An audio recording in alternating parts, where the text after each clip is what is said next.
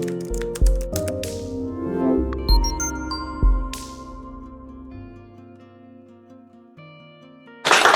we're talking about getting a seat at the table, and I think it goes back to what we talked about with relationships, understanding that you are worthy to sit at the table. Yes. That you have something to bring to the table. That's right. But we got to plan and we got to prepare. Okay? So now, when you get there, you have to be able to influence people. Yes. So let's talk a little bit about how to build that influence and what that means in terms of opportunity, which is really the operative word here, opportunity. Well, I will share that when I decided to transition into entrepreneurship, the first business I had was called All About You, LLC. Nobody knows what that was. So it was no surprise. It didn't say that I was a coach. It didn't say I provide. It didn't say anything about me. It didn't even have my name. So, that's why I wasn't getting any traction. I had to put myself in front of my business so that people would know who I was. But what was holding me back was I still had a foot in the corporate door because I wasn't exactly sure if this is what I want, if this is going to work out. But God is an amazing God. Because I gave him a deadline. I said, Jesus, this is what's going to happen. At the end of December, I'm going to leave corporate America completely and I'm going to start my business. And guess what happened? I went on vacation. They called me in the office. They said, Friday is your last day. That was in August of 2013. And I am certain it was God saying, are you going to do this or not?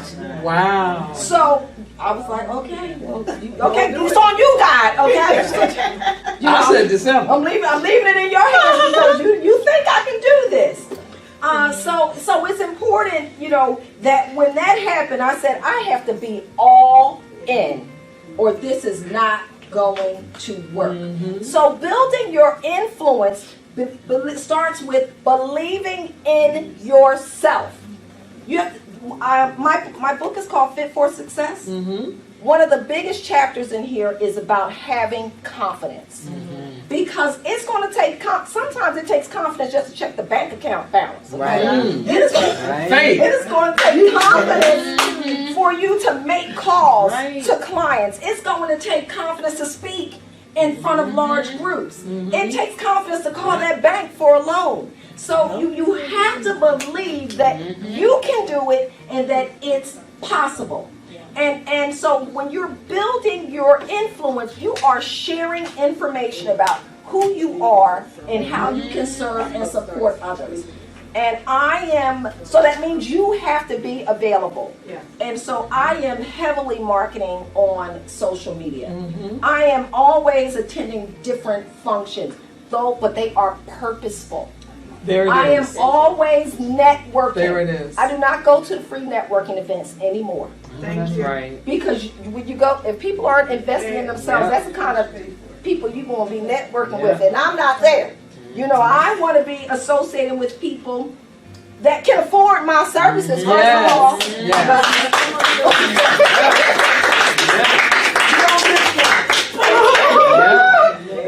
All right, Doc.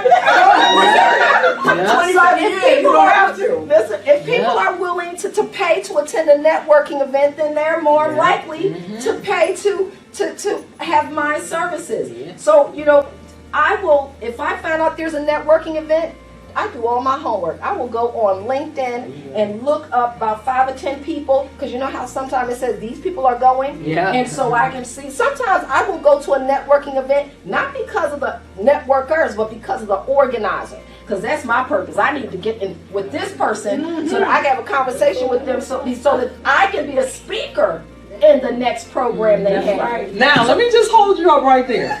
So now we see intentionality. So it's not just I'm all over the place doing things. And I'll say all the stuff I post on Facebook is very intentional. And let me also say, you will never hear about my love life on Facebook. Well, you'll hear about mine. No, you married. In other words, I don't have to put my business out there. My personal business, whatever you see on Facebook is what I want you to know. So when I walk into the room and say, hey, I saw your thing on Facebook, you are really blowing up. I'm like, I am. Wow, you know, because it's got to be intentional. Yes. And again, you want to be positioned as a thought leader and make sure that people, it's going to take a minute before people realize what it is you're trying to do. You got to help them understand that by a process, by exposing the way you expose yourself. And so, you know, you have to be careful what you put out there and how you put it out. And I think that's sort of kind of what you're saying. And being a person of influence is being intentional. That's really what I wanted to focus on. Go ahead, I'm sorry. And also, it's about building relationships. But I just want to state one thing really quickly, because you talked about the information that you put on social media. One of the questions that I always get from people is, should I be friends like with my clients on social media? Half of my friends on social media are my clients. Thank you. The reason being is they get to see my grandkids, so that when we meet, they go, "Oh, your granddaughter was so cute." It helps us to build a relationship, because people want it. The more people know about you, the more comfortable they feel. You're building trust, And people buy. and they will buy From people they know. That's exactly Versus people they don't know. it. So you want to get people to know you and get really comfortable with you. That Go is ahead, I'm sorry. exactly it. And then if your clients refer, you have a 95 to 98% chance of converting whomever it is, because they know you and they value and affirm who you are. And I will like their content, because guess what? That puts me top of mind for them. I mean, it could just go on and on. Yes. But Strategic. But in building relationships, it's important to understand how to use the people that you are connected to. So I use this DIC, 3 different people that should be a part of your life. The one is decision makers, right? Because those are people who can give you, they're the ones that make the decision on hiring you for a project, for you getting that promotion or that new job. You need to understand who the decision makers are when you're building your influence and trying to get a seat at the table. The I stands for information sources. So these are people who are part of your network who you can learn from. And they even may be similar to you. A lot of people that are my information sources are other coaches, or other trainers. How do we work together? Because they might be overbooked on something and say, yeah, I'm not available on that date, but Adrian is. It's my coach friend. Absolutely. Okay? I don't see them as enemies. First of all, what God has for me is for me. And you have a particular area, and somebody else has an expertise in another area. And Absolutely. then, they do homework. I'm not trying to do too much. So they put out when a conference is, or when this speaking, this or that is going on, right? That's information sources. And then the C is your cheerleaders. Everyone should have the cheerleaders. These are people who can provide referrals for you. People who provide recommendations for you. Yes. So you need all 3 of those kinds of people in your network for you to be successful. The information sources are going to be the people who can also tell you where to find information, what job openings are available, or what entrepreneurial career program might be available, for you. So, don't discount people. Understand why they are a part of your Absolutely. And make sure that they count. That's right. So some people need to be in the circle, and other people will not be effective in the circle. Ooh. How many people here have lost friends because of you going after your dream? Okay? They don't get it. They don't. But we can't let that stop us from doing, in my case, what God has called me to do. I know I was put on this earth to do what I'm doing right now. And that's what gives me the strength and the courage and the excitement and the passion to do it. Absolutely. And I'm so glad I met Dr. LaVerne, because we're doing it together. Yes, we're doing it together. And I want to say a little bit about that before I mentioned the fact that she has a book signing tomorrow at Barnes & Noble. Yes! So if you want to get your book signed tonight, and she'll sign it for you. But this is, I think, the biggest foundational piece for me. And that is, well, first of all, you see I came from a big family, 5 sisters. And it's very important. Sisterhood is very important. Yes, it is. It's very important to me, and I am not at all intimidated by people who are better than me, who have more to bring to the table than me. I feel like I want them to be connected to me, and I want to be close. I want to learn because I want to learn and grow more. But I think if we don't get anything else out of this experience, it's that we need one another. That's true. Yes. We all have universal challenges, so it's no sense of us. What I really want to build here is a tribe of transformational leaders that we understand we have a place we can go back to get nurtured and strengthened, but we understand that we all need one another's support. We should be, this is something I'm trying to do with NEPW, IAW, is that we would push each other out there. Because if we don't do it for ourselves, who's going to do it? Right. So we push each other out there, we support one another, we're our cheerleaders, and then we make opportunities and platforms that we can share with each other. Yes. So we can all grow together, because, successes can be a pretty lonely place. So now that you have your millions, you driving your Rolls Royce and you got the mansion on the hill, you got the gate up and can't nobody come in.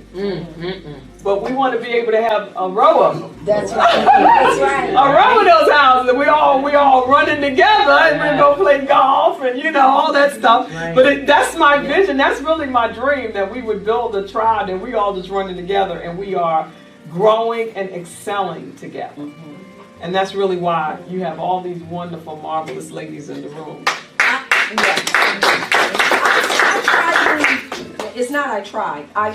I am very purposeful in who I do business with. And I will do my research. Right now, I am trying to only do business with women or African American entrepreneurs.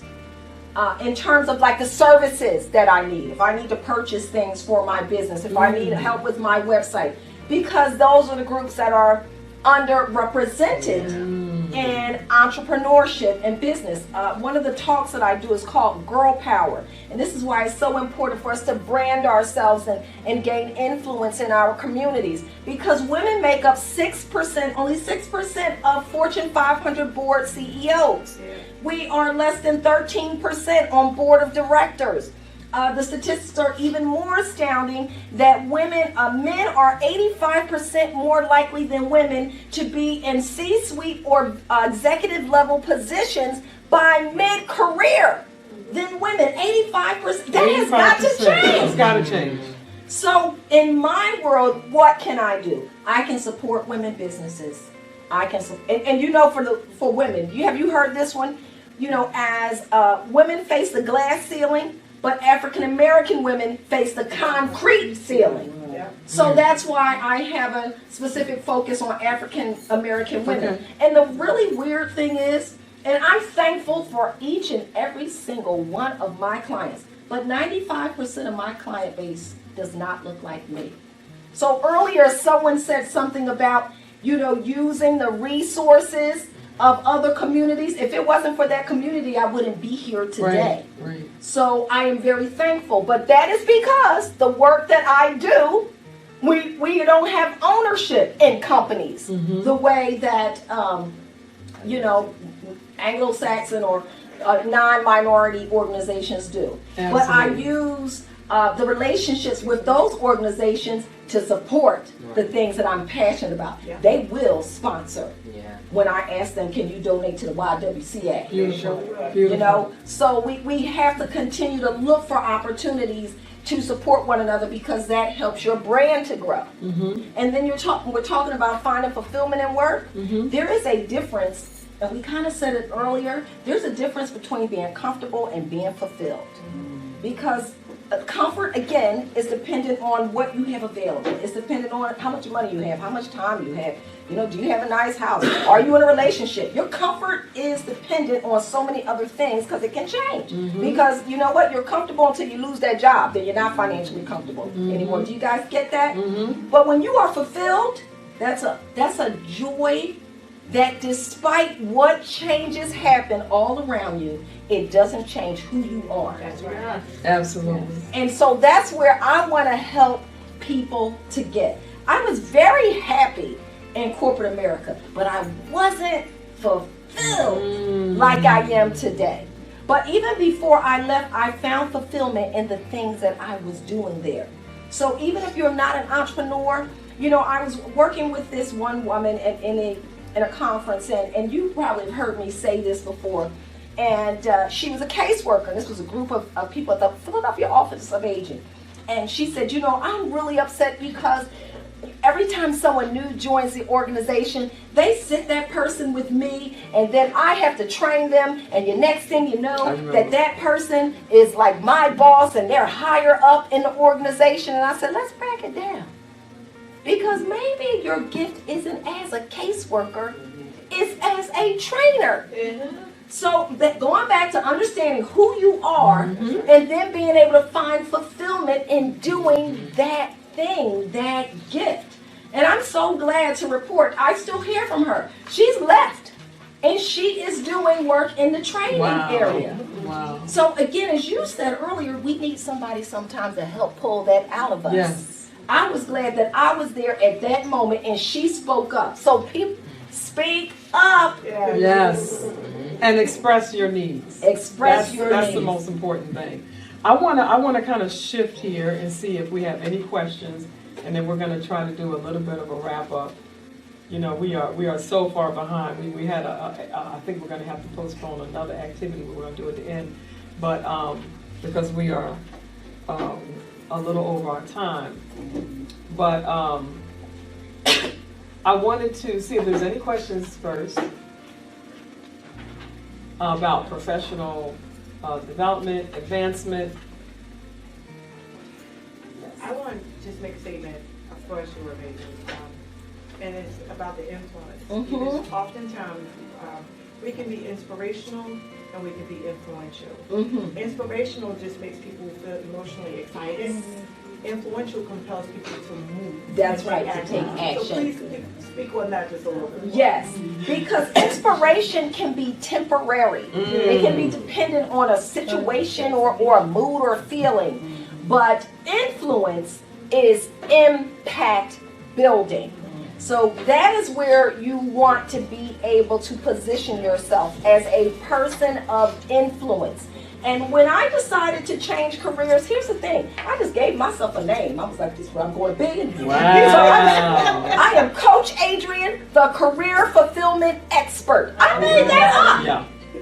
But that's what I felt. This is the work that I do. I want people to feel fulfilled in whatever they are doing. And you have to believe that. And I believed it, and I started posting things about having fulfillment in your work, finding the work you love. Next, guess who is an expert in fulfillment? you claim it, and you do it. Yes. It's just that. It's really just that simple. It really is. And then market it. Brand it, and then keep it going. And keep it going. Yes. And is it okay if is there other questions before I talk about it? I'm sorry. Okay, so I just wanted to share really quickly, and I know that you're going to talk about this, but I love to tell the story about how my book came about. And Dr. LaVerne is sharing that tomorrow I will be having my very first book signing at Barnes & Noble in King of Prussia. Thank you so much. I remember one day I walked into it's at 3 o'clock at the Barnes & Noble in Valley Forge. So, because I figured we all need time to get home from church. Snack. Absolutely. But I remember walking into a Barnes & Noble one day and saying, one day my book is going to be on that shelf. And so this is just a truly amazing. It's truly amazing. But, and I'm so thankful to God. But the whole way this came about is like a miracle. I was sharing with Michelle that if you start taking the actions, God will bless them. He will take care of you. You have to believe that first. But I do this podcast that plays on, if you all remember, Gospel Highway 11:10 a.m. every morning at 7:30 and thank you, and 3:45 in the afternoon. They play my 2 minutes of information and inspiration. And people would call into the radio station and say, we need to get a script of that. We need to get a script of that. So I was like, well, one day that could be a book. Fast forwarding, I decided, okay, this is the year, last year. I'm going to write this book. I'm not going to let anything hold me back. But, you know, this was the way my scripts were written was for radio. It wasn't like if you're reading a book. And like I said, I try to expend least energy as possible doing everything. So I contracted with a book coach. I paid this woman, sign a contract to move forward with putting together my book. I was going to self-publish because I was like, Jesus said do it, and I'm going to do it. Well, I got a phone call the very next day that a contract that I was going to use to pay for her doing this work for me was getting canceled. So I called her, oh, don't cash that check. Okay? We got to put that on hold. And here, 2 days later, I was having a discussion with a gentleman, short story, I was transitioning on a project, he was transitioning also. We had to coordinate. At the end of a 20-minute discussion, he says, do you have a book? And I was like, yeah, well, I'm trying to do something. You know, he was like, well, I think that you are very inspirational, and I would like to introduce you to my publisher. This man has 20 books. I did not know that. Wow. This is 2 days after I canceled paying this woman for the contract.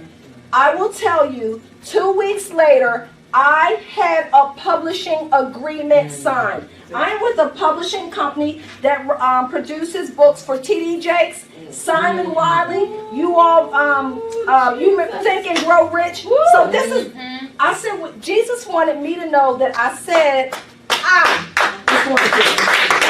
So that he did all the things. When I had to put out 1 penny. Wow. Come on in, girl. That is nothing but God. That ain't nothing but God. So I shared that story to say, just get started. I know what the heck I was doing when I got started. I never started a business before, but I just knew that, as my book says, all things are possible if you keep going. And I just keep going. And so I just want to encourage you, no matter what your dream is, if you believe that this is what God has destined for your life, just keep going. He is going to take care of you, and everything will work out. Amen.